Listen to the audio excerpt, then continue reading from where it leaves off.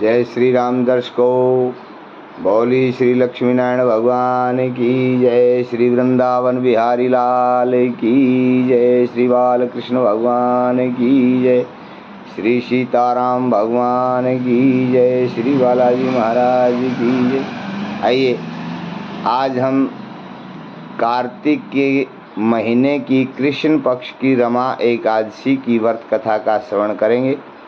तो आइए, अपने तन और मन वाणी को पवित्र करते हुए भगवान के श्री चरणों में एकाग्र भाव से समर्पित होते हुए हम कथा में प्रवेश करें और रमा एकादशी की अमृत रूपी कथा का श्रवण पान करेंगे। बोलिए श्री लक्ष्मी नारायण भगवान की जय।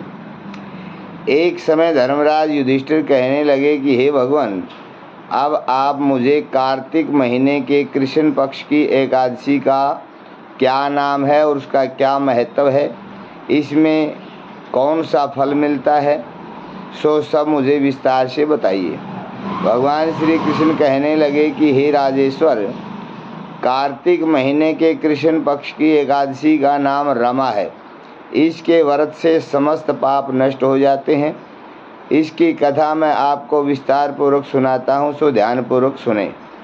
प्राचीन काल में एक मुचकुंद नाम के राजा राज्य करते थे। उनके इंद्र, वरुण, कुबेर, विभीषण आदि मित्र थे। वो बड़े सत्यवादी थे, विष्णु भगत थे। पुत्रवत प्रजा की पालना करने वाले धर्मयुक्त राजा अपने राज्य को आनंद पूर्वक चलाते थे। उसका राज्य बिल्कुल अकंटक था।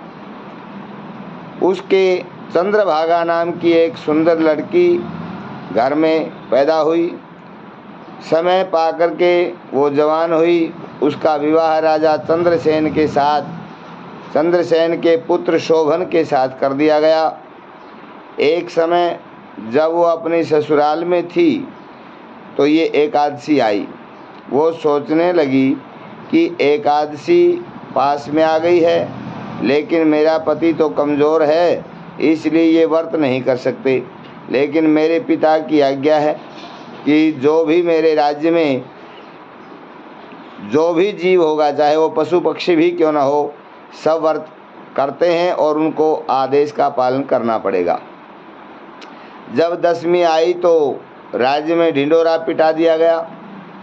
उसे सुनकर के शोभन अपनी पत्नी के पास गया और पूछा, हे प्रिय, तुम मुझे कुछ उपाय बताओ, क्योंकि यदि मैं व्रत करूँगा तो अवश्य ही मर जाऊँगा, क्योंकि मेरे शरीर में ताकत नहीं है। इस पर चंद्रभागा बोली, हे प्राणनाथ, मेरे पिता के राज्य में एकादशी के दिन कोई भी भोजन नहीं करता। यहाँ तक कि जितने भी हाथी, घोड़े, ऊँट, पशु पक्षी जो भी हैं, वो भी भोजन नहीं करते। इस प्रकार से आप यहाँ पर रहेंगे तो व्रत करना पड़ेगा। अगर आप व्रत नहीं कर सकते हैं तो एक उपाय करिए। क्या उपाय है कि हमारे पिताजी के राज्य से बाहर कहीं दूर निकल जाइए। वहाँ पर आपके लिए कोई बंधन नहीं होगा। हमारे पिता के राज्य की सीमा से बाहर जाकर के आप अन्न जल ग्रहण कर सकते हैं। यदि आप यहाँ रहोगे तो आपको व्रत अवश्य करना पड़ेगा। इस पर शोभन बोला, हे प्रिय, आपका कहना बिल्कुल ठीक है। मैं यहीं पर रहूँगा और व्रत अवश्य करूँगा। जो होगा सो देखा जाएगा।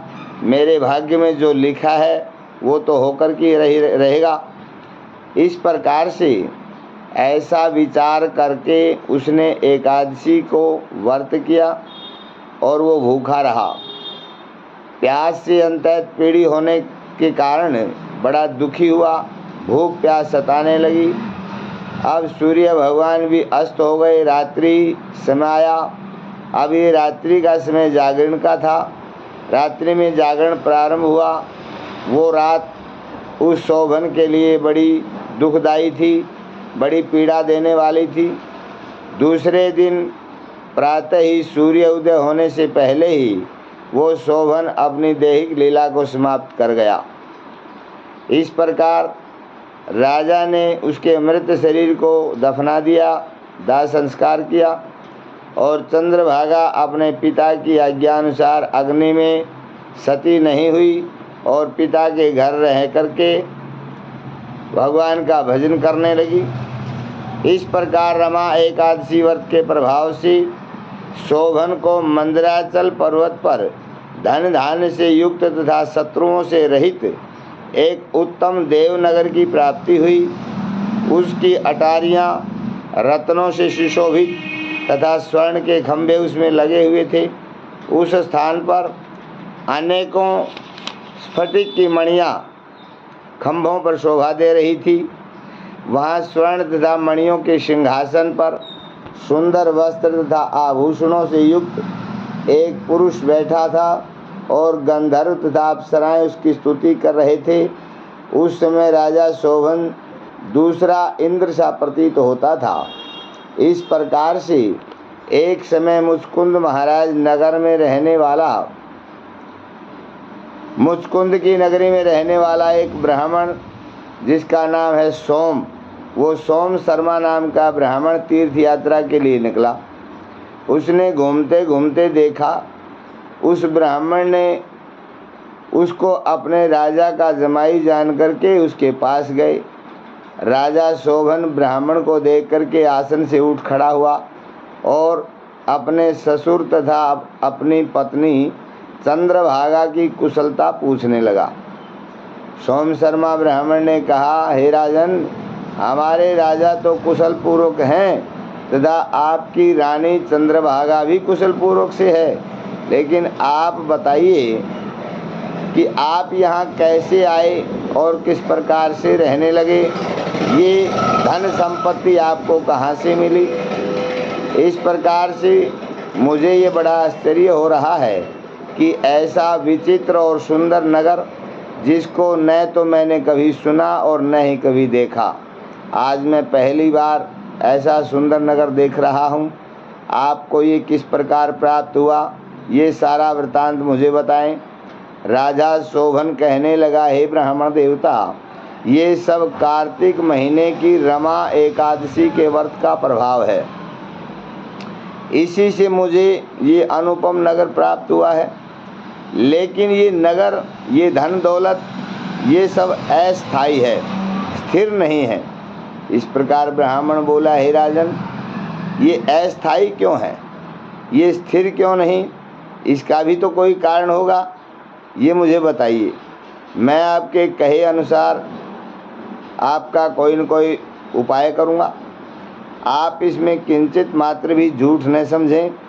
तब शोभन बोला, हे ब्राह्मण देवता, मैंने श्रद्धापूर्वक रमा एकादशी का व्रत किया था, उसके प्रभाव से मुझे ये नगर, ये धन ऐश्वर्य प्राप्त हुआ, लेकिन इसे अस्थायी मानता हूँ क्योंकि मेरा व्रत पारायण से पहले ही मेरा शरीर छूट गया।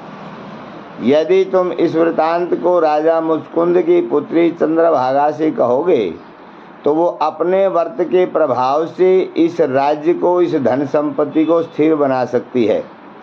इस प्रकार से ब्राह्मण ने ये सारा वृतांत सुना और कहा, राजन आप निश्चिंत रहें, मैं आपका कार्य करूँगा। और वो सोम शर्मा नाम का ब्राह्मण वहाँ से आकर के चंद्रभागा के समस्त वृतांत सुनाया कि बेटी, आपका पति मुझे मिला था और उसने ये समाचार दिया है। इस प्रकार से राजकन्या चंद्रभागा कहने लगी, हे ब्राह्मण देवता, आप क्या वो सब वृतांत प्रत्यक्ष देख करके आए हैं? मुझे तो यकीन नहीं हो रहा, या अपना कोई स्वप्न सुना रहे हैं।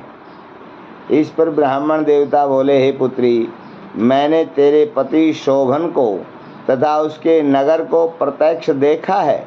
मैं वहाँ गया हूँ, मैं वहाँ बातें करके आया हूँ, लेकिन वो नगर अभी अस्थिर है। तुम कोई ऐसा उपाय कर जिससे कि वो नगर स्थिर हो जाए। इस पर चंद्रभागा बोली, हे यमराज पुत्र, आप मुझे उस नगर में ले चलिए, मैं अपने पति को देखना चाहती हूँ। मैं अपने व्रत के प्रभाव से उस नगर को स्थिर बना दूंगी। अब चंद्रभागा के वचन सुनकर के वो सोम शर्मा ब्राह्मण उसको मंदराचल पर्वत के पास वामदेव आश्रम की ओर ले गया। वामदेव ने उसकी कथा को सुनकर के चंद्रभागा का मंत्रों से अभिषेक किया और अपनी मंत्र शक्ति से उसे दिव्य तेज से सुशोभित किया। अब चंद्रभागा मंत्रों के प्रभाव से और व्रत के प्रभाव से दिव्य देह धारण करके पति के पास चली गई। अब शोभन ने अपनी स्त्री चंद्रभागा को देख करके प्रसन्नता पूर्वक अपने बाएं अंग में बिठाया।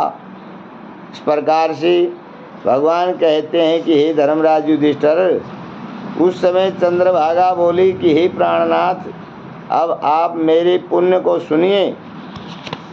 जब मैं अपने पिता के घर में 8 साल की थी तब से ही मैं यथाविधि एकादशी का व्रत करने लगी हूँ। उन्हीं पुण्यों के प्रभाव से आपका ये नगर अटल हो जाएगा और समस्त कर्मों से युक्त होकर के प्रलय के अंत तक आप इसका सुख भोग आनंद प्राप्त कर सकोगे।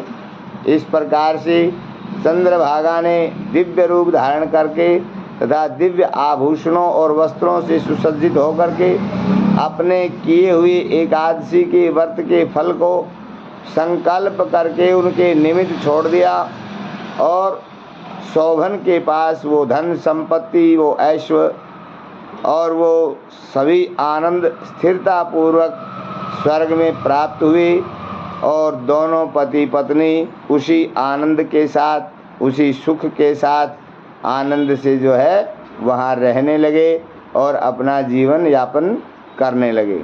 इस प्रकार भगवान कहते हैं कि हे धर्मराज युधिष्ठिर, ये मैंने रमा एकादशी का महत्व आपसे बताया। जो मनुष्य इस एकादशी के व्रत को करते हैं उनको समस्त ब्रह्म हत्या आदि पाप उसके सभी नष्ट हो जाते हैं, सभी पापों से वो जीव मुक्त हो जाता है। जो मनुष्य रमा एकादशी का महत्व सुनते हैं, जो कहते हैं, वो अंत समय विष्णु भगवान के चरणों में वैकुंठ में चले जाते हैं और सदा सदा के लिए जीवन मृत्यु के बंधन से मुक्त हो जाते हैं। इस प्रकार से भगवान श्री कृष्ण ने धर्मराज युधिष्ठिर को ये रमा एकादशी की व्रत कथा को सुनाया जो आपने यहाँ पर श्रवणपान किया। बोलिए श्री लक्ष्मीनारायण भगवान की जय। श्रीमन्नारायण नारायण नारायण, श्रीमन्नारायण नारायण नारायण। इस प्रकार से आप हमारे नए दर्शक हैं तो हमारे चैनल को सब्सक्राइब अवश्य करें, बेल आइकन को दबाएं ताकि हर रोज़ नई वीडियो के माध्यम से नए ज्ञान के साथ हम आपस में मुलाकात करते रहें, मिलते रहें। अपने दोस्तों के साथ भी शेयर करें और इसे लाइक करें। आनंदित रहें। परमात्मा सदैव आपके परिवार को खुशहाल रखे। प्रेम से बोलिए जय श्री राम, जय श्री बालाजी।